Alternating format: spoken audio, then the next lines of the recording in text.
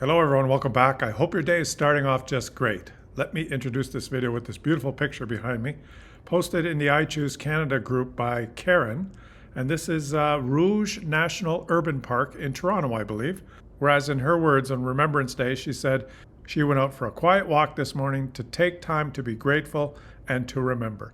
And what a beautiful place to go out for a morning walk. And I wanted to share her pic and read you her comment this morning because it captures the feeling that I'm trying to promote on this channel.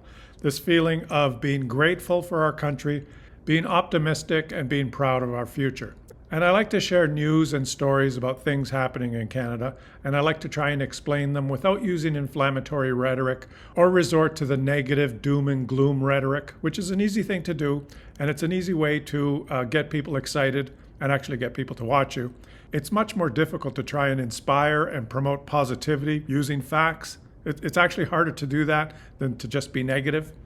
And I'm happy to say that the positive message is resonating somewhat with Canadians and with you viewers. And you can see that just by the number of people that are watching the channel. And I appreciate it. I'm trying to build a community of people that want to be informed, that want to watch these videos and then interact in the comment section and express their opinions. But we have to understand that there are some people that have different opinions.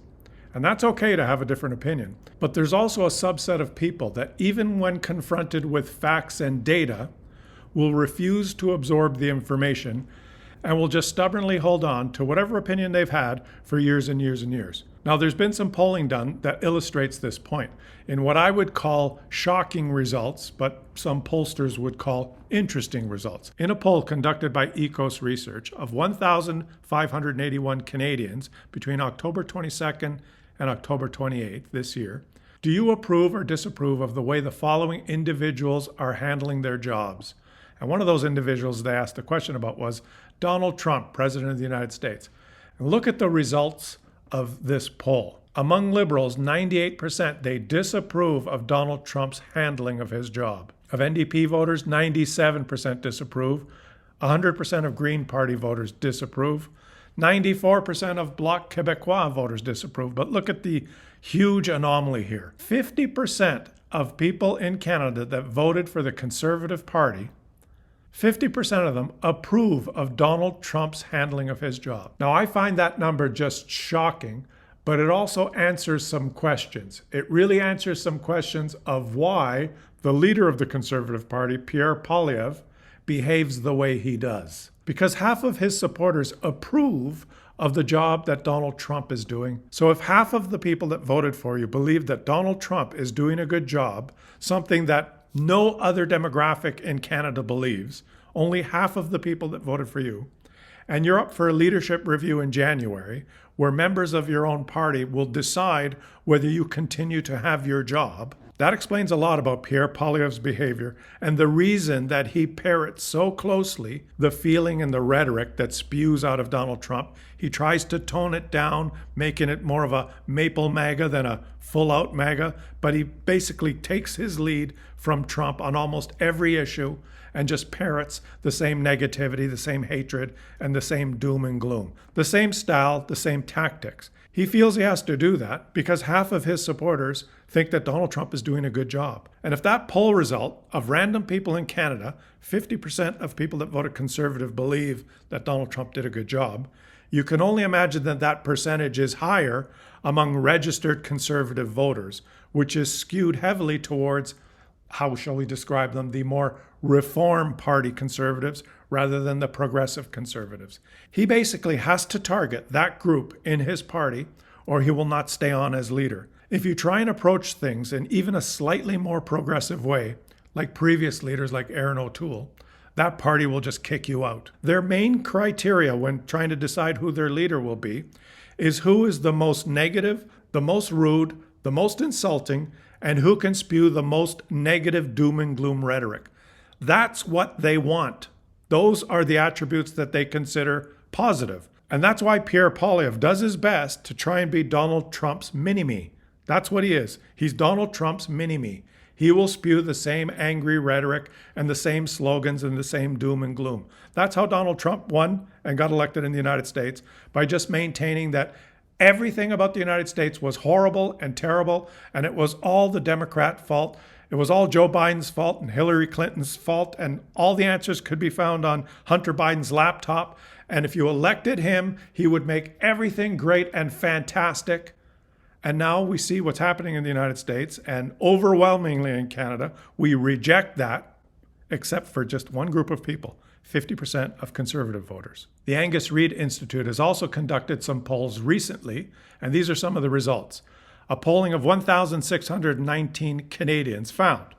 The question is, Canada is a country that offers a good quality of life. Look at the breakdown here. Liberal, NDP, and Bloc Québécois voters all unanimously in the high 80s, Canada is a country that offers a good quality of life, say the statement is accurate. But now look at the response from conservative voters. 42% of conservative voters would characterize that statement as inaccurate.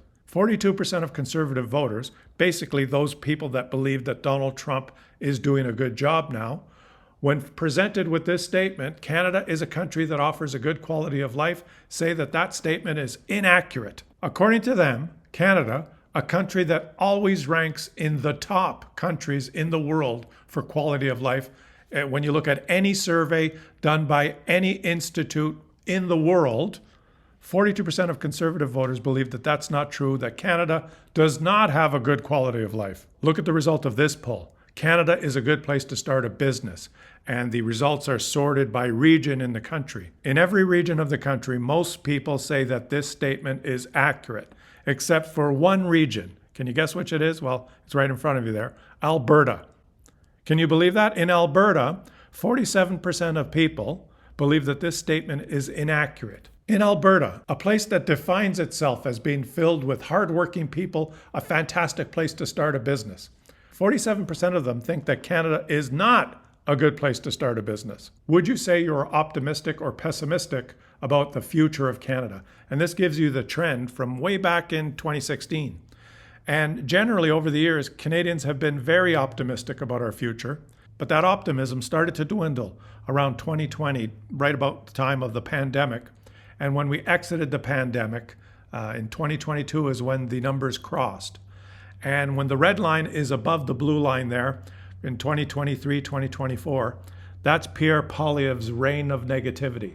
That's when he stood up in the House of Commons every day and let us all know that Canada was broken. With every sentence he made in the House of Commons for 2 years was, after X years of Justin Trudeau, Canada's broken, and then continue on with the sentence.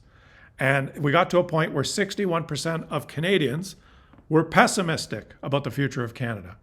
And there was a leadership change in an election, and that's completely reversed now. And we're on an uptrend again, flipping back after Canadians rejected Pierre Poilievre and we elected Mark Carney. And now the discussions that fill the media are more about nation-building projects and ideas for the future rather than constant doom and gloom. So you can see what's happening now with all those numbers is that we have a core group of people representing about 20-25% of Canadians, because it's half the number of people that voted Conservative, so half of about half. It's about 20-25% of Canadians that believe Donald Trump is doing a good job, that don't believe that Canada is a good place, and are very pessimistic about our future. We have a particular subset of our population centered in one region in the country that is just very, very negative about our country. And so you can ask yourself, well, why is this the case? Why do the numbers show that? And there's two ways of looking at it. If you ask the people that are part of that subset in that region, they'll give you all their reasons. They'll give you all their reasons that they're disappointed with our country and very pessimistic about the future, and they hate everything about Canada. They'll tell you all their reasons. But when you press them on why they have those reasons, and you ask them to try and explain and give you some details and some examples of what they're talking about, most of them won't really be able to explain it. It's just a feeling they have. And I'm not surprised that they have that feeling, because that feeling is reinforced daily, over and over and over again, by the leaders that they listen to, by people like Daniel Smith and Pierre Poilievre, that flood the zone with negativity. Every word that comes out of their mouth is negative, anti-Canada, anti-liberal. All the problems we have is everyone else's fault. And if only we could have it our way, Canada would be great. It's the same rhetoric that's been used in the United States, and it's the reason that Donald Trump is the president down there. And it's very, very hard after years of reinforcing that type of message, and I do mean years. If you ever go to Alberta and spend some time there and just watch the news, watch the local TV stations, or listen to the local radio stations, you'll think you're in another country. Some of the most inflammatory things that Pierre Poilievre has said, for example, when he said that the leadership of the RCMP was despicable and they were covering up crimes that were committed by Justin Trudeau, and really if the RCMP had been doing their job, Justin Trudeau should be in jail. If you lived in Ontario or Quebec or Atlantic Canada, you were probably shocked and disgusted by those comments. But if you're in Alberta and you listen to the reporting about those comments and read some of the local newspapers and some of the right-wing leaning media, they'll report that as factual. That's true. Pierre Poilievre is just pointing out the truth for us that no one else seems to be able to understand. They would be fed that kind of rhetoric and then reinforce it as truth. So it's not a surprise that the people that absorb this media are pessimistic and they hate the government and they think that everything in Canada is broken. Unfortunately, negativity works. I'm going to show you an example here that kind of illustrates the point. And I'm here on the Wikipedia page that just summarizes these numbers for this example. In 1932, during the Great Depression, a period in American history where life was probably the worst it's ever been, a period that was so bad, where unemployment was so high and people were so poor, having lost their jobs and lost everything, there would be people living on the street that would die of hunger. And during that period of the Great Depression, the then President Herbert Hoover launched on a policy of imposing tariffs on imports, which made everything worse. During that horrible period in U.S. history where everything was broken, truly, there was an election where Herbert Hoover, the Republican president, faced Franklin Roosevelt, a Democrat. Franklin Roosevelt, who went on to be one of America's most highly regarded presidents. But in that election, in that backdrop of total chaos and horrible doom and gloom, for real, what percentage of the vote do you think that Herbert Hoover and the Republicans got in that election? Now, we all know that Franklin Roosevelt won the election, but what percentage of the vote did Herbert Hoover get? 5, 10%? Just a fringe minority that didn't know what was going on? Just the ultra-rich? What percentage of people voted for Herbert Hoover? Almost 40% of Americans voted for Herbert Hoover in that election. 4 out of 10 people still voted for Herbert Hoover. What explains those results, how 40% of Americans could have still voted for Herbert Hoover, even though his policies were disastrous and they were in the middle of one of the most horrible times in U.S. history, can be explained by poll results from the time. Now, if you had asked Americans this question in a poll, the policies of Herbert Hoover are good, the policies of Herbert Hoover are bad, or the policies of Herbert Hoover are good, but he didn't implement them correctly. And then you have those 40% or so that still voted for him that would have selected option 3. Yeah, the policies were good, but he didn't do it correctly. And that's a way for people to absolve themselves of any responsibility of what's going on. For the people that had voted for him in the past, or the people that had voted for that party in the past, to just not take responsibility, to say, well, it wasn't my fault. I voted for him. He had good policies. He just didn't do it right. Do you see what I'm saying? So they could believe that, well, it wasn't my fault. I didn't vote incorrectly. I voted for the correct party. They just didn't do it right. And I'll vote for them again because maybe the next guy will do it right. And they're just so stubborn and they have blinders on that they can't possibly admit or change their mind and think, well, maybe I should vote for the other guy next time. Maybe the other point of view is better. That's not an option for them. The only option is that they are correct. What they believe is still correct. It's just that that particular guy didn't do it right. And that's why the 50% of people that voted conservative, that think that Donald Trump is doing a good job, you will never get them to change their mind. That's the conservative base as we know it in Canada now. And the lesson here, and this is important in trying to understand people, in trying to understand how to choose your friends, or trying to understand how to make a political party work, is you have to understand that those people, that subset of people, they're lost to you. It's impossible to change their minds. No matter what you do, no matter what the facts are, they're gone. They'll disagree with you. They'll almost never change their minds.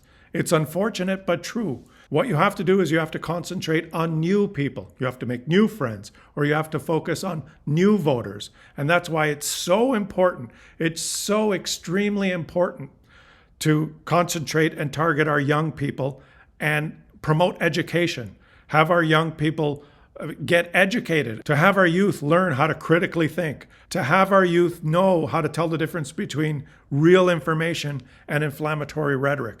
Now, unfortunately, I have to say that I see that easily trending in the wrong direction with the way social media works now, with the way echo chambers works now, with the 6-7 second attention span that some young people have, just swiping on their TikTok or X or whatever they do with their thumbs on the phone like that, where they absorb information in 5 or 6 second bites. But I have to be optimistic. We have to believe in our young people, and we have to try the best we can to educate them and to get them involved and to make them feel as part of the process, and to try and promote discussion and sharing information with them. Because I have to believe that there's an appetite among our young people to yearn for this stuff. They must know themselves that they're swimming in a sea of BS, and they're probably desperate to find real information and try and understand what's going on. We can't underestimate them, but we have to understand how precarious the situation is. Because getting back to the example in Canada, that subset of people, those 50% of conservative voters, representing about 25% of Canada's population, that thinks Donald Trump is doing a good job, that are not optimistic about our country, that don't think our country has a good standard of living, that don't think Canada is a good place to start a business.